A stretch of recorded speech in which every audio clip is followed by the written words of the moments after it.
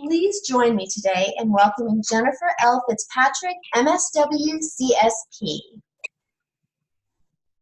Welcome back, book club. We're so glad to have you back for our 9th session, 9 out of 15 sessions. And for those of us who are joining us live, it is a hot one on the East Coast. For those of us who are joining after, we're excited to have you here as well.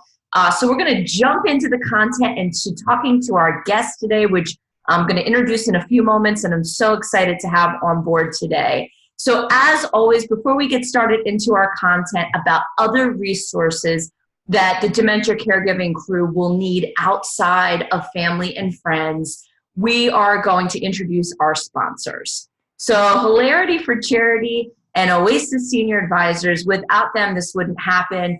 Hilarity for Charity, we're going to hear from them in a little while. We're going to hear also from Oasis Senior Advisors.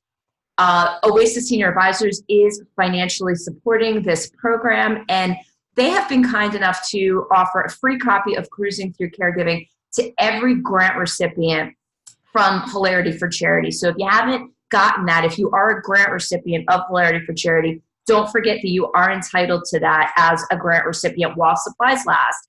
And that said, you don't need to have read Cruising Through Caregiving to get the benefits from this program, but if you would like to pick up a copy, they are at most local libraries. So welcome, everybody. Today, I'm so excited to welcome Marybeth Bersani, who is the COO, the Chief Operating Officer of Argentum, formerly known as the Assisted Living Federation of America. And I'm so excited to have them on board because they are the largest association in the United States representing senior living, assisted living communities. And I love to have Marybeth on because she has a breadth of experience. She's been in operations of senior living before she joined Argentum for many years, has a master's degree in gerontology from the University of Southern California. Lots of knowledge about policy and everything senior living. So we're really, really fortunate to have her on board today. So welcome, Marybeth. Thank you. It's a pleasure to be here. One of the reasons I was so excited to get Marybeth on board and Argentum on board is because I thought it's a really nice thing to have an objective voice in senior living, to hear maybe not from one particular organization, just from the association that leads all senior living in this country, hear what your perspective is on how to choose senior living.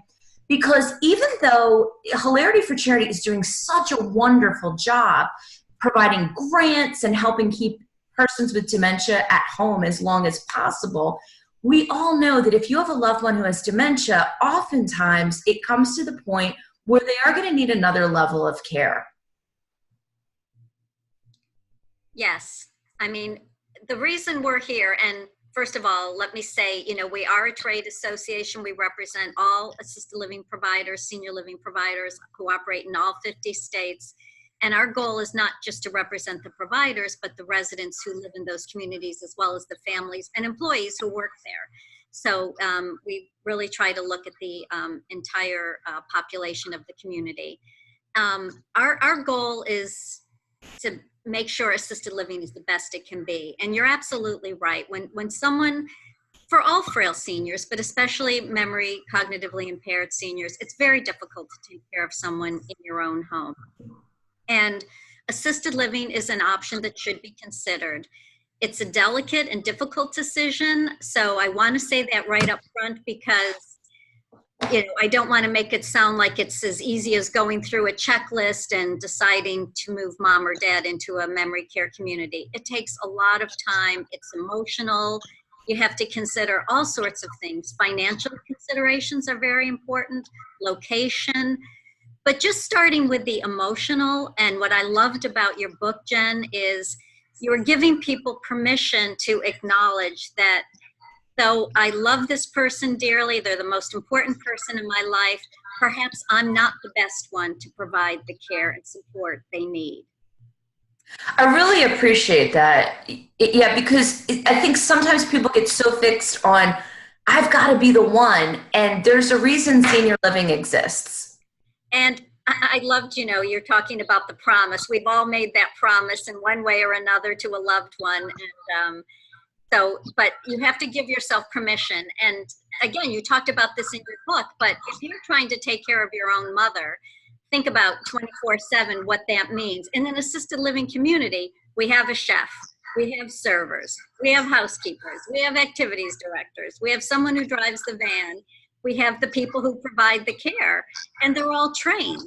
I mean, I can cook, but I can't cook for 100 people, and I'm not necessarily going to cook balanced nutritional meals. And we might all think we know a little bit how to be a caregiver, but we're certainly not trained, especially for someone who's cognitively impaired. So when you think about all the people that it takes to take care of mom and dad in an assisted living community, you do realize that trying to do it by yourself is very hard. There's a saying that I love that says, a mother can raise 5 children, but one mother can raise 5 children. It takes 5 children to take care of one mother. It's very, very hard to take care of our aging relatives. Very true. And it's not just the emotional component, but also the objectivity. I was talking to Lakeland Hogan last week with Home Instead, and Home Instead is who administers the Hilarity for Charity grants. They are the ones that go into the home and provide the care. And we talked about even people like you and I and all of the people who have experience in senior living or in senior care. When it's our loved one, we still don't have that objectivity, even if we have experience in this field. So having people that maybe are more experts than you're an expert in your loved one, but an expert in being objective and helping figure out what's best for them can be invaluable. And, people, I don't know about you and your family, but I can give advice to my mother and she doesn't listen to me. If somebody else gives her advice, she follows it. So it is much easier for an assisted living community to say to Mrs. Smith, why don't you try this exercise class? I think you might like it. Whereas if the adult daughter says it, mom might say, I don't want to do it, So there is that magical part of senior living as well, that you can help people be the best they can be. And, we don't always want our daughters to be our parents. That role reversal it's uncomfortable for the adult daughter. It's uncomfortable for the older person too. We should have permission to go back to being daughters and husbands and wives and not caregivers. Definitely, definitely. So what I want to do is, in this chapter, we talk about that no matter where you are, in chapter 9, we talk about, even though I'm a big proponent of creating a caregiving crew, friends, family, neighbors, people from your faith community, the fact is you are very, very, very likely to need something from what I call the senior care system. So that means outside of your friends and family network. So even though we've got Marybeth on, which I'm so excited about, and we're going to get Argentum's perspective on this topic, I just want to be clear of what the senior care system encompasses, just real briefly. So you're probably going to need just outside friends, family, no matter where you are in the dementia caregiving process. But adult day, a lot of what we talk about today can be applied to selecting an adult day center. Of course, senior home care and hospice. At some point, we had Lakeland on last week. Hilarity for Charity does the wonderful grant program for home care. So, not everybody that's viewing this book club or as a member of this book club is going to need assisted living or senior living at some point. It might be one of these other services. But of course, senior living is another one that a lot of us need, and nursing home care. So, but in addition to that, we've talked in this book club, the Area Agency on Aging, elder law attorneys, care managers. There's so many services out there. So even as well-intentioned or as large as your family and friend network might be, the odds are very high that you're going to need something from somebody outside your immediate circle, and senior living is often one that you may need. So I just wanted to share that really quickly, just to clarify, because even though a lot of us think, that's not going to be for me, you're probably going to need something at some point. Would you agree, Marybeth? Absolutely. And, we are seeing people stay in their homes longer. So the average age now of a resident in assisted living is 87 years old. So we don't, we want people to be in the best environment that meets their needs. So if you can stay home because you have supports, Meals on Wheels is another one that, frequently can help people. Friendly visitors, all those resources. If people can stay at home, that's terrific. What usually is the tipping point is the isolation.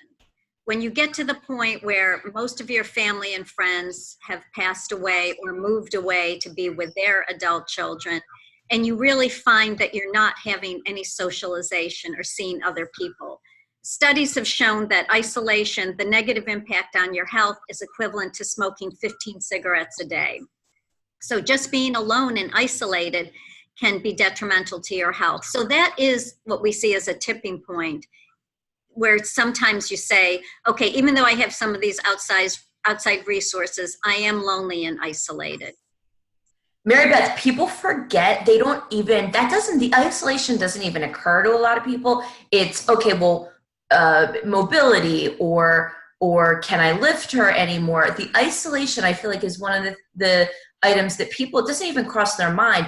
The data right now, like you said, is so overwhelming. We've heard for a long time that sitting is the new smoking. And it seems like now isolation is up there with smoking and sitting and all of that too. So really great point. But a lot of people don't think about that. They think, well, if he or she's able to manage, or if I'm getting burnout, but for sure, the isolation is a big part of it. And, we tell people to try to plan ahead. I think that's important too, because when you're in the middle of a crisis, none of us are thinking particularly clearly, So if you can try to get a family member, a loved one, to go visit an assisted living community, again, I know it's not necessarily the easiest thing, but, hi mom, we're going for a drive on Sunday. Let's go visit an assisted living community. But people have, old ideas in their head about what nursing homes and assisted living looked like 20 years ago. It's completely different now. So if you can get people thinking about the future before a crisis, that's really critical. Definitely. What about, actually, let's talk for a moment about how do we get somebody in? Because obviously, ideally, what we'd love is for the person who has dementia to weigh in before they lose the ability to share with you what's important to them. So what do you think about when senior living communities have an event, or they have a free dinner, or a speaker, or an activity, or something like that? What about something? Is that a good idea? That's an excellent idea, and that's frankly why they assisted living communities want to contribute to the community. They are a part of the community, and so whether someone is living there or not, they want to contribute and give back. So they frequently do have speakers talking about topics that adult children and seniors need to learn about. So that is an excellent way just to get exposed to what the assisted living community has to offer.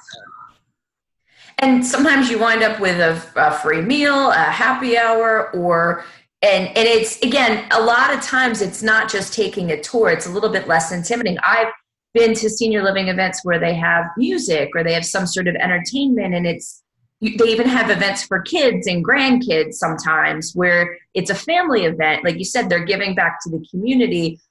I know some senior livings right now, I thought this was ingenious. They're doing shredding days. Oh, yes. People bring in all their paperwork that they need to shred, and right. And if they want, they can tour the community. So these are sort of non-threatening ways to maybe get your loved one in. But because we really want to treat the person with dementia, we want them to be included in their decision-making as much as they can be. Obviously, when someone's in the later stages, asking them, do you like this place? They might not be able to tell you. But if you do it early, you can get a feel for what might be a good fit. Right. It is more of a challenge, definitely, with someone with cognitive impairment. But we, Kim Campbell, whose husband, Glenn Campbell, people know, suffered from dementia. She told her story at our conference recently, but the sentence I'll never forget is she said, "We did not put Glenn in a community. We joined a community." And that was just priceless, that sentence, because she got as much out of it and her children. So the community, the senior living community, is there to serve everyone, not just the resident, which I think we really need to remember. It's huge because if you are bringing your loved one to a senior living community, or they're, like you said, joining a senior living community, you're not stopping caregiving. It doesn't mean, now sadly, you and I have been in this field long enough where we have seen people who move to senior living and they don't have visitors, but for the most part, they have friends, they have family, they go, sometimes they leave the community, they go on vacation with the family, depending if they're capable. But it's not that the family and friends stop being caregivers, they're just a different kind of caregiver. Right, and they're getting support, emotional support, and resources to help them be a good family caregiver. And I think, again, we're just usually thinking about meeting the residents' needs, and we don't realize we're also meeting the adult children and caregiver needs as well. So Peter Rabins, Dr. Peter Rabins, the co-author of the 36-Hour Day, I'm a big groupie fan of his, have been my whole career, as many of us are. And I actually had the opportunity to interview him for Cruising Through Caregiving. And one of the things that he says to dementia caregivers, and is quoted in the book, is saying, if you have to move your loved one at some point, don't look at it as a failure. It's just part of the journey. And I think a lot of families really struggle feeling like, if I was really a good daughter, I would never have to move her. And that's just not true, right? It's not true. And actually, to quote, one of our providers is Silverado. They provide memory care. Their slogan is love, not fear. And they believe that we don't do things like moving a family member out of fear, fear that they won't be taken care of as well as we can do, or fear that the rest of the family is going to think I let them down as, the daughter. And really, if we love people, we realize that we have to make sure they get the best care possible. And that's many times not by just one person. But again, the way I started, it's a very difficult and delicate decision, but we can't be held back by worrying what the rest of the family is going to think, or the church is going to think, that people are going to judge us because people know when they can't do it anymore. I mean, and as you know, the statistics, not half the time statistically, but many times the caregiver dies or gets sick before the person they're caring for because of the stress. And then what's going to happen to your loved one? Yeah, it's a hard decision, but it's just something that everyone just needs to think about. Because it is possible, you will need some help from the system, but you might need senior living, and just think about it, visit early, visit often. So I'd like to run a poll real quickly for those of us who are joining us live today, if you wouldn't mind joining us for our poll. And I want to just test your knowledge about senior living, assisted living. It's the same thing. In some states it's called personal care, but which one is true? Medicare or Medicaid usually pay the cost. One-on-one care is typically included. Some assisted living communities exclusively provide dementia care, or there is always a nurse in-house 24 hours a day. So I want everybody, if you're joining us live, if those of you aren't joining us live, maybe look at it and see if you get the answer right. But we have 3 of these statements are false and only 1 is true. So let's see what everybody says.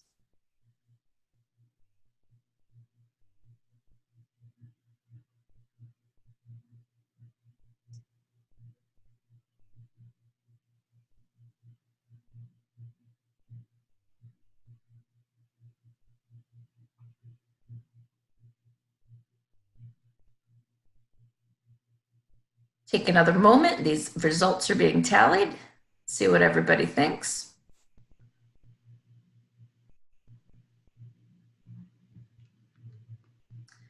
$50-50. Okay, so half of the respondents said some assisted living communities provide dementia care exclusively, and 50% said there's always a nurse in-house 24 hours a day. And of course, the false statements are: there's always a nurse in-house 24 hours a day is a false statement. One-on-one care is typically included, false statement. Medicaid or Medicare usually pay the cost, false statement. So the true statement, so some of you got that right, some assisted living communities exclusively provide dementia care. So just to keep in mind, and I believe in Argentum's checklist PDF that we're going to share with you, actually that's going to be emailed out to every member of the book club after this program. with the video of today and the link. But they talk about the different kinds of assisted living, senior living. But sadly, Medicare, Medicaid, isn't that a common misconception, Marybeth? Very common. And, a lot of people. You know, what's good now is that the adult children who are hopefully in their 50s and early 60s are realizing that Medicare and Medicaid doesn't pay when they go through it with their parents. Of course, it's still a little late to start saving for yourself, but at least they will have some time, because you're right, most people think it pays and it doesn't. Yeah, it's really a tough wake-up call that a lot of caregivers deal with. One-on-one care typically included, in my experience, and I'm sure, Marybeth, for you worked a long time in senior living, for Sunrise Senior Living, a large provider, and a lot of families just make the assumption, all right, I'm paying all this money, okay, Medicaid, Medicare doesn't pay, all right, I'll pay for it. Wait a minute, it's not one-on-one care? And it's tough for people to realize that sometimes. Right. And, you know, the irony of it is you find the residents, because more care can be an option. And you typically find that there are seniors. So, for example, nighttime checks. You can do 2-hour checks if the resident wants.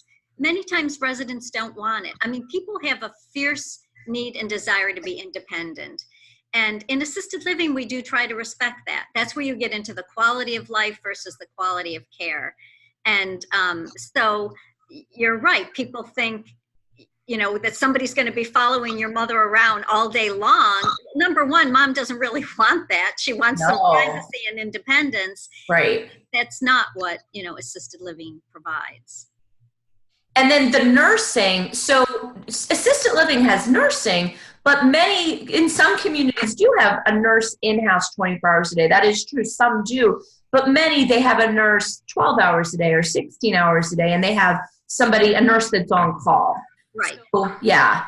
But I think that's a common misconception also. Very common. There's lots of misconceptions, as you said, and assisted living is different. I mean, operators have the choice to operate the way they want. So some provide hospice care, some don't. Some provide memory care, some don't. So you really do need to do your homework and ask those questions ahead of time. But as far as some assisted living communities exclusively provide dementia care, I just wanted to mention, because, and we're not going to get into all the different types of, you know, CCRC, continuing care retirement community. We talk about that in Cruising Through Caregiving, but there are assisted livings that provide care to anyone and everyone, but also have memory care areas. And then there are some assisted living communities that are just for folks with cognitive impairment. So just keep that in mind when you're looking around. It's never one size fits all. You got it, but know that especially since this book club is for dementia caregivers, I just wanted to make sure everybody knew about that. Absolutely. And also, sometimes you have couples move in that are on different levels need different levels of care. So communities that are all dementia care are fantastic. But if you have a couple where one person is not cognitively impaired, if you move into a community that has both, you know, the husband, for example, could live in assisted living, the wife could live in memory care, and they would at least still be under the same roof. So that's something to consider too. One of the lines I go back to over and over again is there's not one way to be a good caregiver, and there's not one way to select a senior living, because for some people, the exclusive dementia care, that's the right route for that family. For others, that having that senior living that has a memory care person, just because somebody has Alzheimer's or another type of dementia, they might not even be appropriate yet for the exclusively memory care section. If they're still in the early stages, especially like you said, Marybeth, maybe you and your spouse move to senior living, you both live in an apartment, 1 bedroom, 2 bedroom, what have you. And then later down the road, maybe that the spouse that has the memory impairment will move. So I think that there's pros and cons to both. It's always up to the individual family and person with dementia to decide what makes the most sense. So we're going to try to help you navigate that now. How do you choose? So what we always recommend is obviously talking to other people who've gone through this. It's always good to hear from other people. You can obviously do a lot of things online. There's some decisions that need to be made early on, such as location. If you do have, say you're looking for mom and you have 3 siblings and you all live in 3 different states, is mom going to stay where she is, or is she going to go near one of the children? So, some very basic decisions that probably should be made because they impact cost, they impact where you're going to continue your search. So that's, a very important first step. But all of the research that's done, all of the reading, it really, what we believe it comes down to is visits. You really, I hate to say, it's like love, you know it when you see it or when you feel it. When you walk into a community that feels like home, you see people that look like they're having fun, you think that executive director is the person that's going to love and take care of your mom. A lot of that you really can only get through visiting the community. It's so important.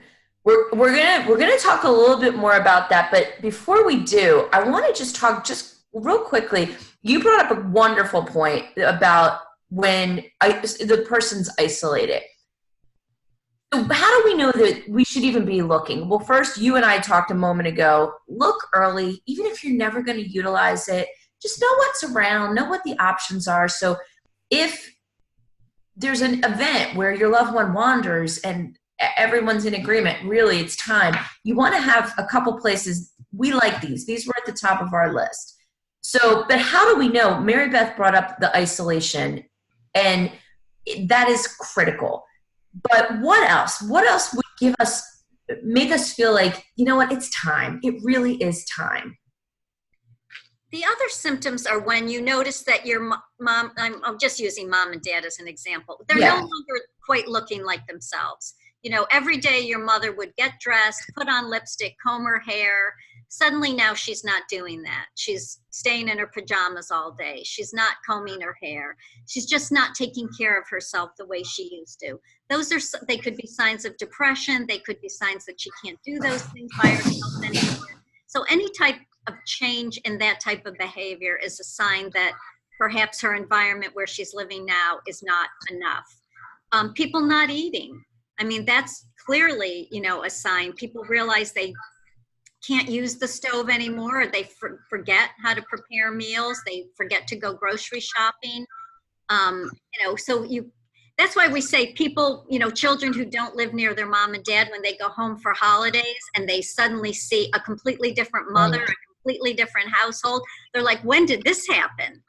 So it's sometimes tougher when you see your mother every day because the signs are gradual, but any change in appearance, in activities, mom's not going to church anymore. Well, why isn't she going? She's not going to synagogue. What's going on? No food in the house, not cooking. Those are all signs that some intervention is needed. And also, of course, you want to be keeping your eye on the caregiving crew. How burnout are you? Like Marybeth just brought up. So all of us who work in this field, we've heard countless stories. The caregiver's in the hospital, the caregiver has to have emergency surgery. So we want to make sure that how's the caregiver crew doing? And one example might not be, maybe you're actually doing okay. And we keep using mom or dad, but you're doing okay. Maybe you're the daughter or the son helping, doing a lot, but maybe your spouse is saying, I need you back. You're not around for the kids anymore. You're always over at your mother's every day. We maybe need to make a shift. And so sometimes it's that someone else in the family maybe brings it to your attention that maybe we need to shift how we're doing things. And that's, I think, what, was wonderful about your book. And that's the problem. Thank you. We just get burnt out ourselves thinking we're doing the right thing. And, one funny story I have, my cousin, there's 5 of them, and they were all taking care of their mother at home. And one day the mother said to them, care is horrible in this hospital. They're short-staffed. They don't know what they're doing. What's going on? They complain. And the kids all laughed. They were like, Mom, it's us. Well, she wasn't happy with the care. And we're not necessarily the best ones to do this. Oh my God. That's really Oh, wow. That is really fantastic. I mean, and it's just sometimes you got to have that sense of humor. I mean, maybe she didn't recognize him. She didn't realize she was home. But sometimes you're getting that's the truth. You know what? You guys are burnt out. This isn't going as well as you think it is. And you hear it from that person. That's a great story. So let's talk a little bit more about how do we choose. So as I mentioned, Marybeth, it was a large file, so we're actually emailing out to everybody, but the PDF will be emailed to you with the recordings. And again, if you are somebody who is checking this out on YouTube and you're not on our e-list, just email jen@generationshealth.com and we will get that out to you as well. Or Jojo at hilarityforcharity.org. One of us will get it out to you. But this is a great guide. It's a terrific checklist and very objective. And this is, again, why I really wanted to have Argentum on, because they could give us an objective perspective on how we should go about choosing assisted living. So what about when you made the comment also, Marybeth, and I love that you said this because it's so true. We can be very, doing all sorts of research, but the tour, the visit, that's when we really get into, but what do you think about, what do you want to look for on a tour in your opinion? So use your senses, right? Your sense of smell, your sense of sight, touch. So when very basic things. When you walk in, are there odors? I mean, I hate that we're still talking about that, but we still do have to talk about that. Are you smelling urine? Are you smelling too much of a cleaner that is masking, perhaps urine? So what does it smell like? If you smell good things, if you smell popcorn and cookies, yay, or flowers, that's great. How do the residents look? Do people have their hair done? Are they dressed well? Are they having fun? Are they talking to each other? Now, it is their home, so you can't be put off by somebody snoozing, reading the paper, because I do that on a Saturday at my house. But, overall, are there activities going on? Are there interactions between staff, between residents to residents? Those are the kinds of things that you can only determine by seeing them. Is a caregiver lovingly touching, the shoulder of a resident, asking her how she is doing? Those are all very important things. And is there activity? If you are a social person, you want activity. Are there things going on? Look at the activity calendar, look at the dining calendar. Food is very important. What type of food is provided? When is it available? Do people have outside activities brought in? Are people taken out to the community for lunch, to go see the Christmas lights, to go to the Kennedy Center? So all of those things.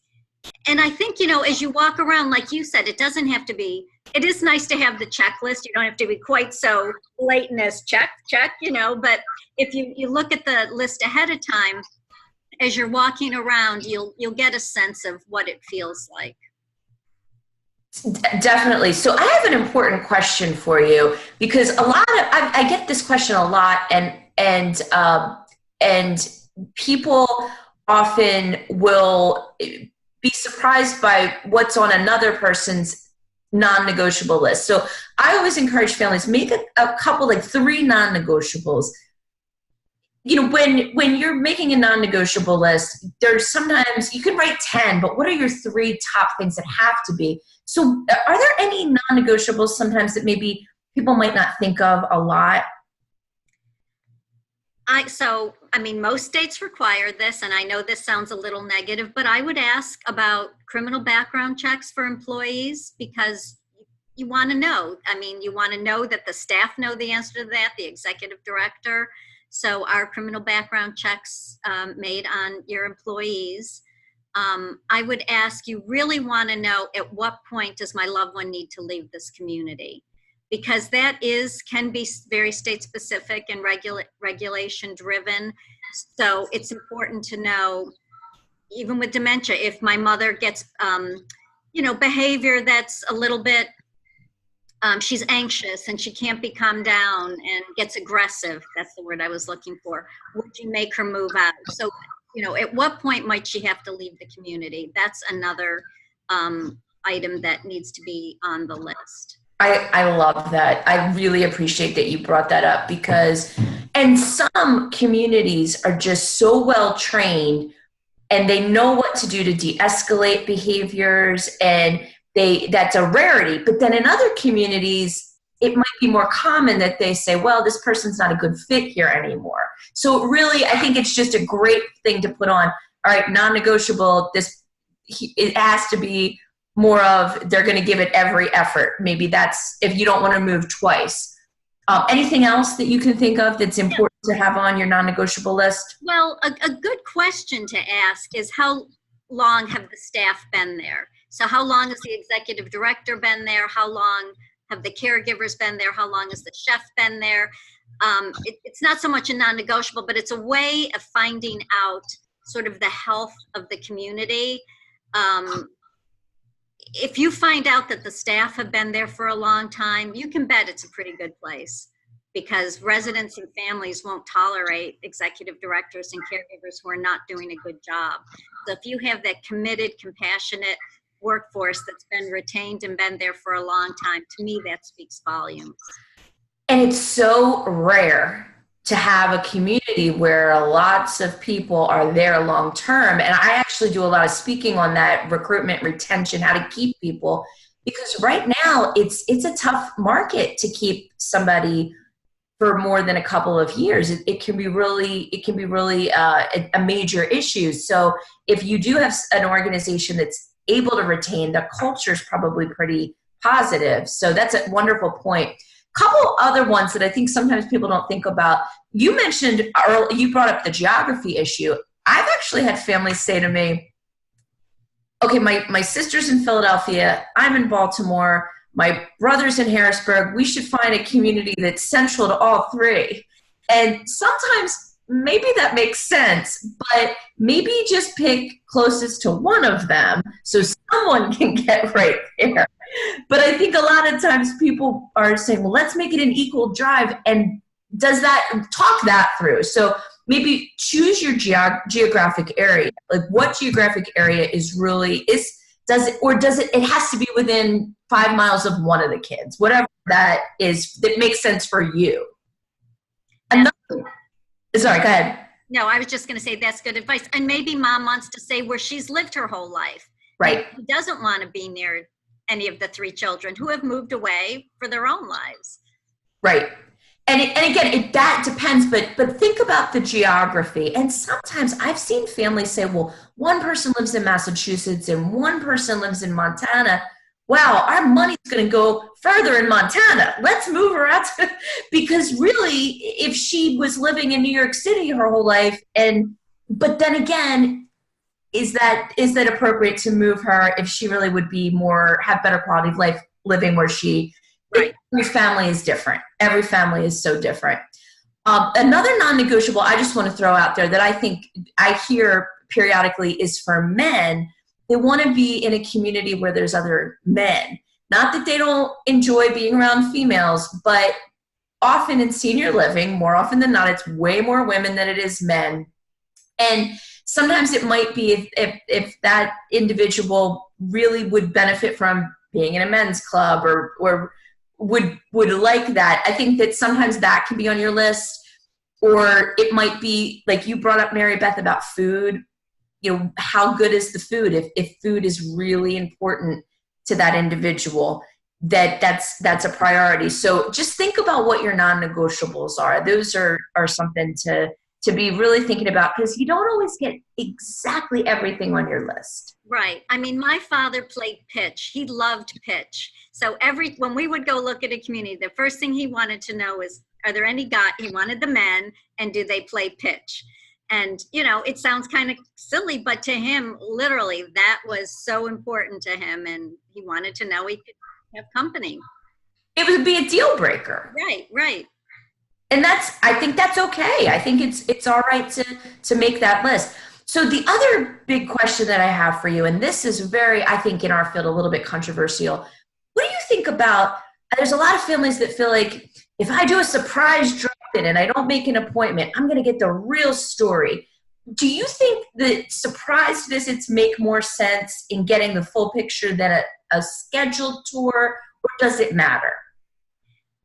Well, if it's a surprise, you're not going to get the time and attention that you want. I mean, that's all fairness, right? Would you drop into your dentist's office and expect him to?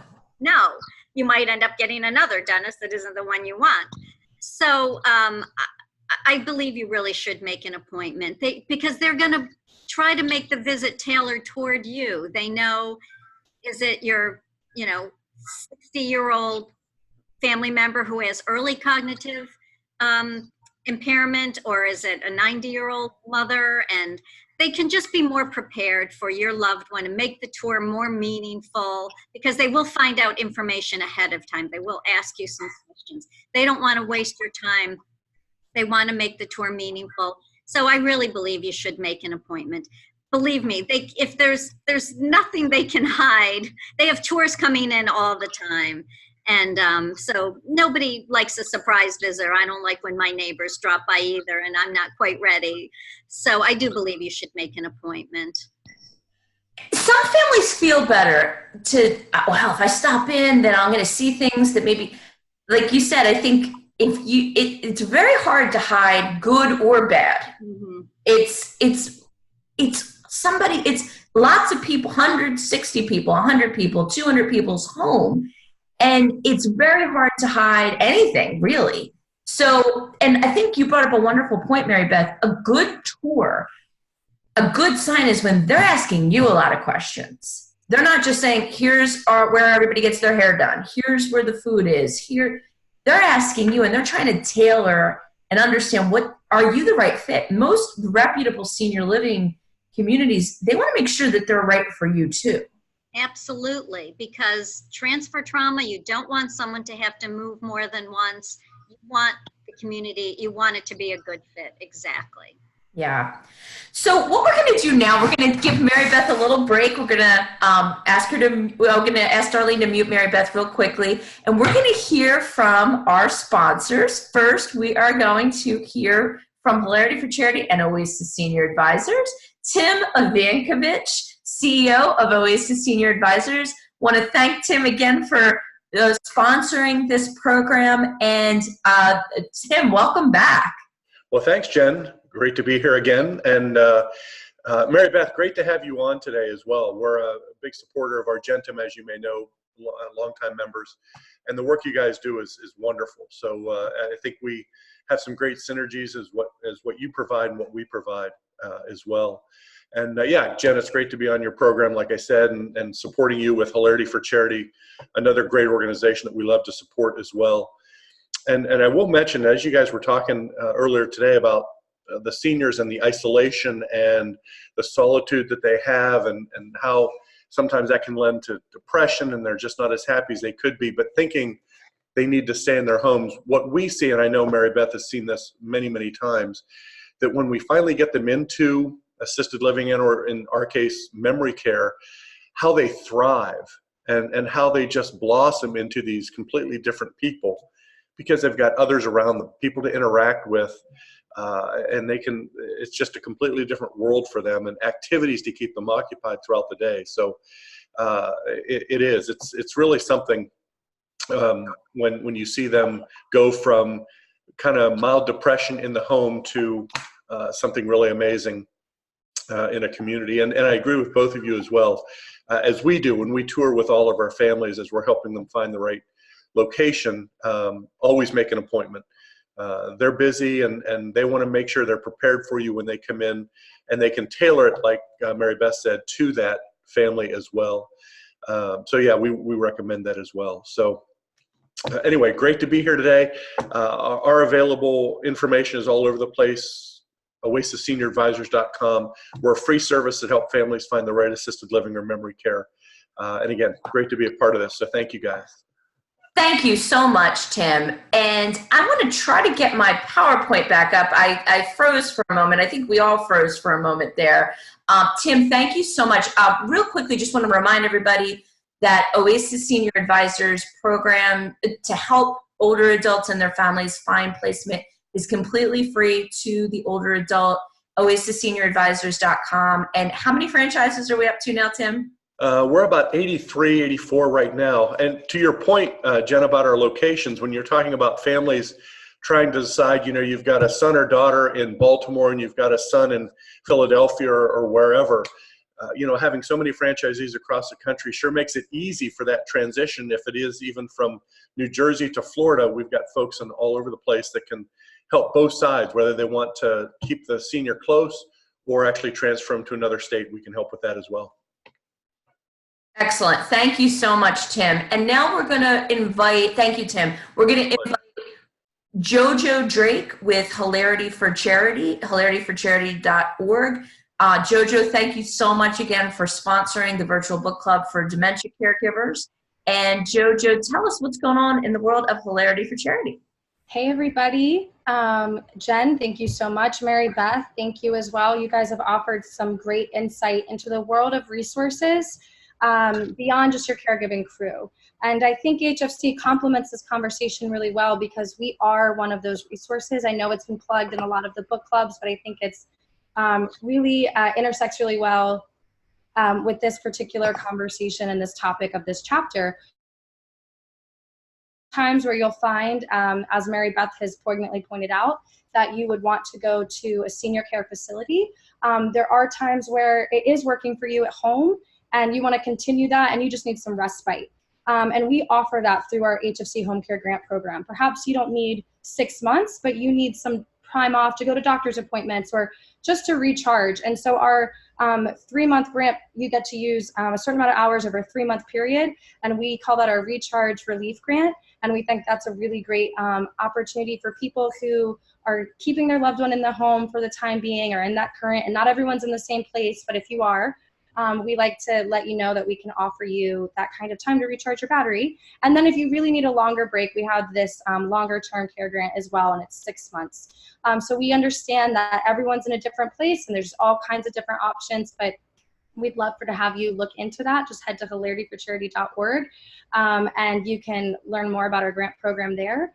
And I hope that you've been enjoying the book club thus far. I think all of this is really great. And Jen, thank you for everything you do, and Marybeth as well. And thank you everyone for being here. Or if you're tuning in on YouTube, thank you for doing that. And we think caregivers are the unsung heroes, and our hats off are off to you because it's not an easy job. So thank you guys. hilarityforcharity.org if you would like to apply for the grant program, but also real briefly, Jojo wants to encourage any caregivers that want to share their stories to go to hilarityforcharity.org/stories/ they're constantly featuring the hashtag Many Faces of Alzheimer's campaign to share caregiving stories that if you are somebody who is taking care of a loved one who has dementia, to reduce that isolation that Mary was talking about. And one other way you can reduce that isolation is amplifying your own stories, she pointed out, and we also offer support groups. So perhaps you're not ready in that space to bring a caregiver into your home, but perhaps you just want to speak with other caregivers, whether it's because you're debating whether or not you should bring your loved one into a facility, or whether you just want to share your story and also talk to others who are experiencing the same thing and decrease that isolation in a virtual sense. So our support groups, you don't have to go anywhere. You can sit and do it right at home, just like these book clubs. You can also learn about that at hilarityforcharity.org/support groups. Thank you. Thanks so much, Jojo. So back to our content, just a couple of other areas that we might want to consider when we're looking at senior living options. So I just want to get Marybeth's perspective on a couple of these. So surveys, state surveys, and other reviews. And Darlene, I'm going to ask you to go ahead and unmute Marybeth so we can hear what she has to say. So just a couple of things. Marybeth, surveys and other reviews, name recognition and reputation, and the for-profit, nonprofit status. First, let's talk about surveys and other reviews. What kind of weight should caregivers and persons with dementia give that? I think it's okay to ask to see the survey. It can provide valuable information, but we need to keep, make sure you realize is peeling wallpaper can be a citation. A light bulb out can be a citation. So there are a lot of non-healthcare related, non-resident care related citations that these communities get, which, shows it's a very well, regulated industry. Some of those things don't matter to me. So I think I would absolutely look at it. The communities have them on hand, provide some valuable information. You might find some things that are care related that you want to be aware of, but just don't be, if you see somebody had 20 citations, make sure you see what they are before you, take that to heart too much. And then Facebook and Google and Yelp, and it seems like everybody's reviewing everywhere. What about those sorts of reviews? I started working in this field when I was 16, and back then, you asked your neighbor, oh, how was that place? Now there's so many options of how do you find out if something might be what others think. There's a lot of ways. So what do you think about other types of reviews? So I think word of mouth is excellent. So my best friend moves into an assisted living community and she calls me up and says, this place is great, you have to move in. I'm listening to her. But on Facebook or Twitter or all these other social media where I really don't know the person who's making a comment, it's no different than a restaurant review or a movie. I mean, how many times have you read, this movie's great, it's going to win all the Oscars, and I go and I hate it. So I think those types of reviews by people I don't really know, I just take with a grain of salt. The same way I do when I'm picking anything else out, like a restaurant or a movie. Yeah, absolutely. A great metaphor. Name recognition and reputation. One of the comments I hear from a lot of people is, oh, I heard the Smith chain of senior living communities is excellent, but the Jones one, they're not good. So what do you think about that? Like saying, okay, all of the Smith chain is perfect and all the Jones chain is not perfect. And of course, they're not real names of senior living companies, but what do you think about that? So what's important to remember is, yes, there is a company behind a lot of these communities and there's a company culture that's very important. But at the end of the day, the senior living communities are their own small business. And that executive director is running that community, hiring the staff, managing the finances. So that's why I believe you have to go look at the individual community, because the example, X community could not be well run in Syracuse, New York, but I have a much different experience in Alexandria, Virginia, because it's got a great team and they're doing everything right. So maybe it would be easier if it could be, by reputation and recognition, but you really can't do that because they are communities that are run as their own small businesses. So you really have to go to each one. And it's great if someone says like X community in Syracuse, I had a great experience there. Maybe you start with that one, like you said, in Alexandria, but just know that it doesn't mean that it's going to be exactly the same as the one that somebody else had. The other one that I hear a lot about is the for-profit, the nonprofit, and there are even government services out there. I even know of government nursing homes. I don't think there's any government assisted livings out there, but I think a lot of times people make assumptions. Well, this is for-profit, this is nonprofit. Do you have any thoughts on that at all? Like this is going to be this way because of the tax status? No, I don't think the tax status means anything. With this question, the only thing I think is important, some people really want a faith-based community. And so I understand that. And those are mainly the not-for-profit. So if a faith-based is important to you, then, perhaps you want a nonprofit. But the tax implications, because we're all under the same rules and regulations. It doesn't matter if we're for-profit or non-for-profit. So I really don't believe that status in and of itself means anything. Yeah, and I'm glad to hear you say that. I think sometimes people have connotations of, for both directions, like, oh, if it's this one, it'll be good, or if this one, it'll be good. And it's interesting how people leap to those conclusions. But to me, I always say, don't worry about if it's for-profit, nonprofit, government, whatever. Just take a look at the community for what it is, and don't get too worked up about if they're, who they're owned by necessarily. Okay, so what should you expect? So what I'd like to wrap up is just have a little bit of a conversation about expectations. And we talked about one of the expectations that comes up very frequently is that one-on-one care will be had, and we know that that's not true. So what do you think people should expect? And we'll talk a moment about what should be the basic expectations when you move your loved one. So what I think is number one to realize is the resident is the customer. Mm-hmm. So we get a little confused because adult daughters, and I'm one, we're very pushy, we're very aggressive. I want to know everything that the caregivers are doing, what my mother ate today. But at the end of the day, and it's a little bit harder, obviously, with someone who's cognitively impaired, but we still try to respect their choice, freedom of choice. The resident is the customer. So if the adult daughter says, I want mom to do X, but the resident doesn't want to do it, it is the resident's choice. And I find that's the biggest disconnect in assisted living. You know, the adult daughter thinks mom's now going to eat 3 meals a day and exercise and do all of this, but mom gets to decide. Even if she has dementia, there's a lot she still gets to decide. And that's a good thing. Yes. That's a good thing. I think another thing is to remember, you want to partner with the senior living community. Just because you bring your loved one there, you still want to be involved. You want to expect it to be clean, and you want to, what else? Clean. What else do you want to expect? You want to expect that people are engaged. So, you know, you don't want people just sitting around not watching television, that you want activities that are geared to even just one person, if it's your mother, or to the entire group. You want people to have the outside brought in.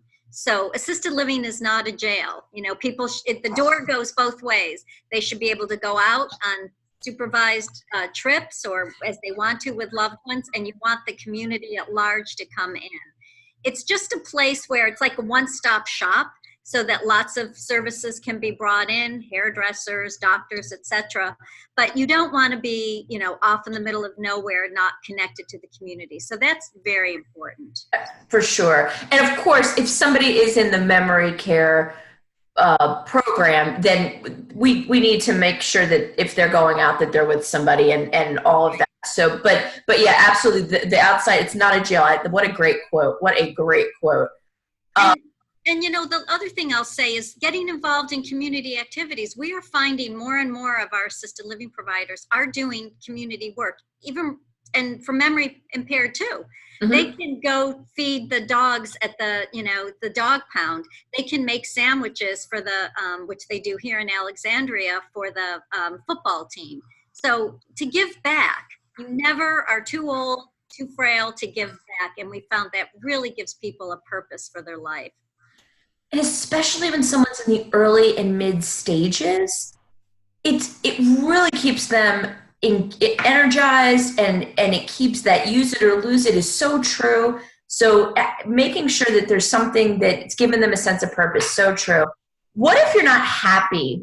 You brought up the point that's so critical, that your loved one is the customer, they are the resident. But if you aren't happy with how things are going, or what do you think the first step what's good advice? Okay, so I was an executive director, and, you know, we would have licensure visits by the state unannounced, and people would say, you know, aren't you worried about the regulator coming in? I said, I'm not afraid of the regulator. I'm concerned about the adult daughter who complains to me, because she's the one I have to pay attention to. She's the one who, you know, is telling me whether I'm doing a good job or I'm not. You need to talk to the executive director. You need to talk as often as you want. You have absolutely every right to. There's some things that maybe we can't do. Like I said, that disconnect between what the adult daughter wants and the resident wants can sometimes be a problem. But no, if you're not happy, you have the right to make, you know, those concerns known, and, you know, keep meeting with the staff. And a good staff, a good executive director will find a way, you know, if they at all possibly can, to make it work. The point you're making, of course, is start with the internal team. Start with the right person at the community. If it's a nursing issue, talk to the health director. If it's a dining issue, but if you need to talk to the executive director, and then take it up the chain, or go to whoever regulates in your state. Right. Start with the community. Try to make it a partnership. I'm going to just leave with one last, something like, if it's not clean, okay, that's something to be concerned about. But, you know, I live in Maryland, and of course I've heard a lot of Maryland stories from family caregivers. And one family caregiver was once telling me about a beautiful crab cake that was served, but her mother doesn't like cocktail sauce. Her mother likes tartar sauce. And it was, you would have thought that, the worst possible thing had happened, and the way that the reaction was. And it's really like, you know, yes, her mom deserves to have the sauce that she wants, but it wasn't that her mom was in danger, that her mom was harmed or anything. So try to know. Most people that work in a senior living, they are trying. And try to